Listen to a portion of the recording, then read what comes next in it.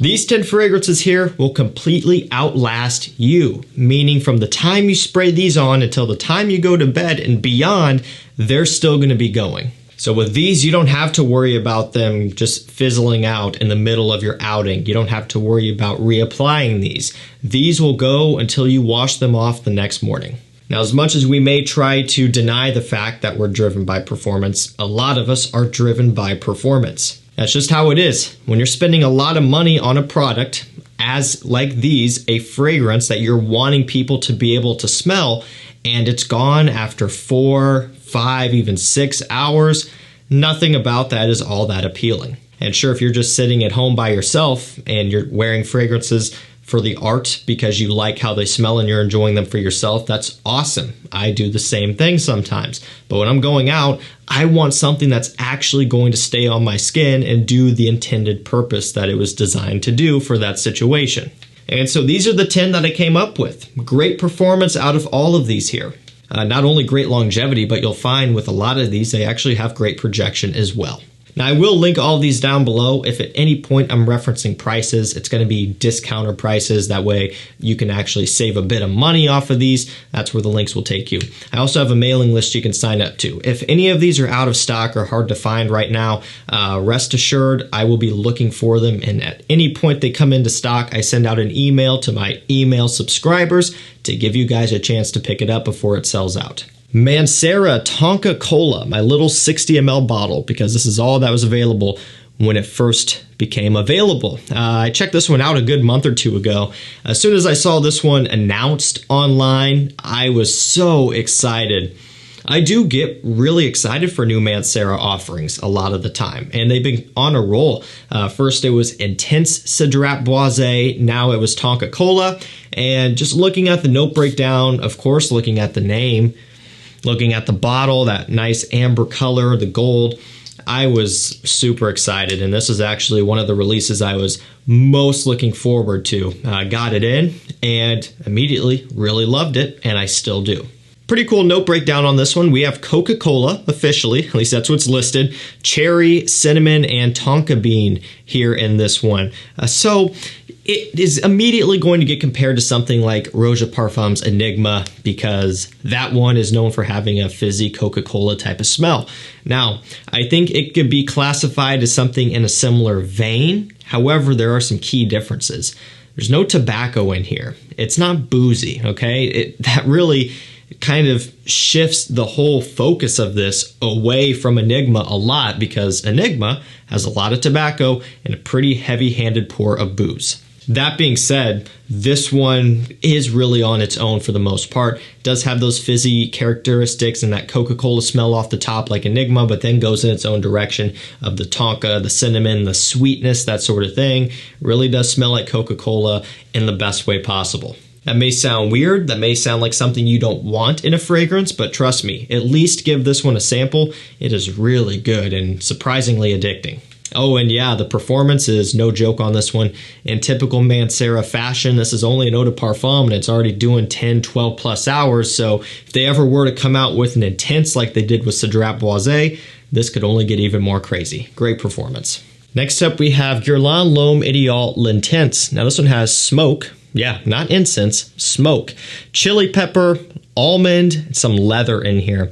So it has that almond DNA, the L'Homme Ideal DNA, of course, with some more focus on leather compared to some of the others. And also, as you probably noticed, the smoke and chili pepper. This is spicy, much more spicy than all of the other ones combined. And so in a way, this one is not going to be quite as, I don't even want to say mass pleasing, because I don't really think particularly any of these are mass pleasing to a heavy degree, but this is going to be a little bit more enthusiast focused. So you got to be into something that maybe is a little bit more challenging and a little bit more out there, so to speak, to really like this one. The eau de parfum kind of pushes it. Even the extreme maybe pushes it a little bit. They're all scents that kind of strive to be something different, but this one especially takes it to that next level. That being said, with that, you also get really good performance out of this one. Longevity is in that 10 plus range, 10 plus hours, pretty consistent on that note as well. So what more can you really ask for out of this? Especially because some of the others don't quite achieve that beast mode performance. So this is one of the ones that will kind of give that to you. Decent projection out of it as well, and despite all of that, it's still a classy and gentlemanly scent of all things. So it's one where you can wear it and be taken seriously while doing so. Unlike, however, this next one, which isn't all that mature or grown up or anything like that, but it is a beast mode scent. Paco Rabanne Invictus Victory Elixir. So this is a brand new release of this year, 2023. It's got oleibandum, vanilla, tonka bean, and amber.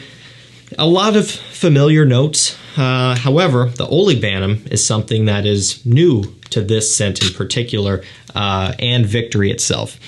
So Victory, the one before this, and this are both utilizing that oleibandum. This one is even more rich and strong than Victory, so they both kind of have a little bit of a slight smokiness to them, kind of a resinous feel, definitely very sweet from that tonka vanilla combo and everything that's going on there. However, this one is just amped up even more and also has significantly better performance than Victory itself. Victory, the original one, also was a little bit more dusty, powdery from a heavy benzoin accord. This one, again, and I already said it, but it's much more extreme. So, you know, this might actually be a little bit too much for some people. So make sure you know that going into it. I think Victory was one of their best releases in the line. This one's following in a close second, but it is different, just much more rich and full-bodied. All around, if you're looking for great performance, great compliments, and just something that's going to be kind of more of a trendy, modern style of men's scent, check out Victory Elixir. And if you want something on a similar kind of profile here, you could go with something like Armani Stronger With You Oud Edition. So this DNA also is modernized, it's trendy, it is the sweet tonka, vanilla, chestnut thing going on. However, this one has a little bit of oud. Now, not to the point where it throws it off to where it's not mass-pleasing anymore. This is still a complete compliment beast, just like the entirety of the Stronger With You line. However, you do get a little bit of that oud, no surprise, to give it some texture, to give it some base, some more body, some more richness, and it actually makes it a little bit more interesting. However, it is a synthetic oud, definitely the furthest thing from a niche oud. I would think that you wouldn't be looking or expecting for it to be something like that from an Armani Stronger With You flanker, but I'm sure there's a few people out there who are going to say it's cheap designer oud anyway. I mean, come on, what do you really expect out of a Stronger With You flanker? That being said, it is a nice twist. It's a nice variation of that DNA. It has great performance as well. This one also does amazing. Versace Eros, the refreshed Parfum version. It takes that original performance that the Eau de Toilette once had and brings it back into this one. Was that their plan, to slowly tweak it over the years to where it got weaker and then come back with a new, much more expensive Parfum? We'll never know. All I know is the new Parfum version, this one here at retail, is $148, $150 or something like that for 100 milliliters. That's expensive. I mean, that is really expensive. And prices on these have just been trending up anyway. You can get testers for this, 100 ml testers with cap, for as low as like $77. The new 100 mils or 200 mils rather just came out. This is produced in a 200 mil on discounters for in the $100 range. So well below retail of the 100 mil. You can get a giant 200 mil for. So definitely a great price per mil there as well. And yeah, that's pretty much what I just said. It's that Eau de Toilette DNA, but brought back to life with better performance. It's also richer, still has the mint, vanilla, tonka, all of that going on, right? However, and of course the apple, but it is actually a little bit more smooth and refined. Definitely the Eros to get in 2023. And that is if they come out with a new one, maybe that'll change. But as of right now, being this the newest release from the Eros line, it's the best one.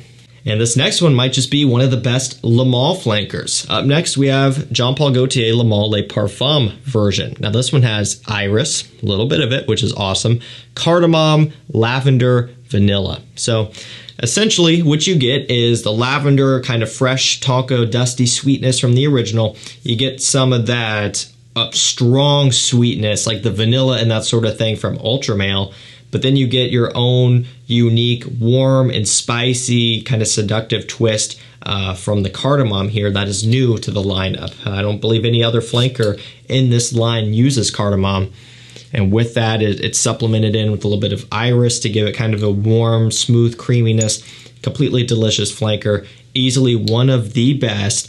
Great performance as well. This next one is kind of a cheapie. It's right around $35, so very affordable for what you get. However, I always like to say this, proceed with caution. This one is more daring, it's more challenging. This one gets more people into trouble than probably any other fragrance in the community. The reason why, and I've said it before, it's kind of interesting to study this. The barrier to entry is so low because it's $35 that people will just go right into it thinking that it's going to be something that everybody likes because it's affordable. And then they're quickly surprised when they realize that maybe they should have done a little bit more research. It's Bentley from Intense. Actually, another one that's a perfect example is something like Encre Noir, the original. It's like a $20 scent, smoky, earthy vetiver. That is not this, though. This might even be a little bit more extreme. It's got incense, rum, leather, some spices. It's smoky, it's old school, it's mature. Some people say it smells like a church. Some people say it smells like their grandpa. I think this stuff is awesome in the best way possible. Completely just savage with its delivery. It smells amazing.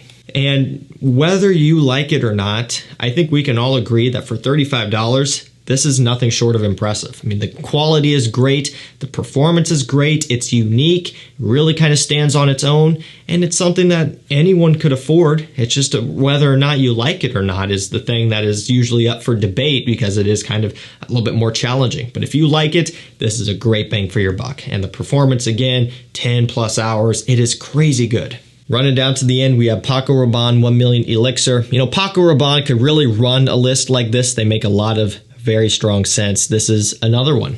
Note breakdown is nothing special here. Vanilla, Tonka, amber. Yeah, nothing crazy going on. And the scent itself is nothing super unique either. Not for nothing. It smells great. Great compliment getter. Great performer. That's why it's in here first and foremost. But it's one that's so likable, and they're just going to continue to discontinue old flankers to make room for new. Privé, Lucky, the Parfum will probably get discontinued as well to make room for this Elixir and the new one that just came out this year and everything. It's a cycle that keeps on going. So pick these up while you can because they'll pretty much all become a collector's edition at some point. It's kind of the same with the Invictus ones as well. That being said, while this one's produced and able to get for a good price on discounters under the $100 range, it's a great, easy performing scent that you can wear for anything. Second to last, we have Azzaro, the Most Wanted Parfum. Nice grape soda opening. Yeah, really. It's from the ginger. This also has bourbon vanilla, some woods going on. It's all the notes they give you, but that's all that really matters, I guess. So it's fizzy off the top. Kind of dries down to the sweet, woody, bourbon vanilla, kind of boozy dry down, as you could probably imagine. Smells really, really nice. It's unique. That opening catches your attention in a really good way. It's just, I don't know, there's something fun about this one. It's really nice wearing experience. You get great performance out of it. A new modern style of men's scent, so it fits in, and it's something that smells up to date and modern. And again, it's super easy to pull off. It smells amazing. And last up for this video, we have Dior Sauvage Elixir. Couldn't put this video out without featuring this one. It's got sandalwood, licorice, nutmeg, some other warm spices as well. This is warm spicy to the max. There's some lavender in here, so heavy on the aromatics and the warm spices. It's really quite different than something like Sauvage, Eau de Toilette, Eau de Parfum, and even Parfum. Super mature, very upscale, classy, refined, elegant, believe it or not. Yes, all of those words in the same sentence as Sauvage. It is crazy, but this is a really good flanker. It is expensive though as well, but it does make up for it with its quality and its absurd and borderline obnoxious performance. 12 plus hours consistently, no joke, heavy projection as well. This can get real annoying real quick, so when you first wear it, just be conscious of that, because if you really load down, you will probably regret that because you will annoy yourself because it's very strong. Alrighty guys, that's going to do it for me. 10 fragrances that will outlast you. These will go until you wash them off the next day. Links will be down below. That's going to do it for me. Thank you so much for watching. Stay safe, stay healthy. We'll see you tomorrow with another one. Take care.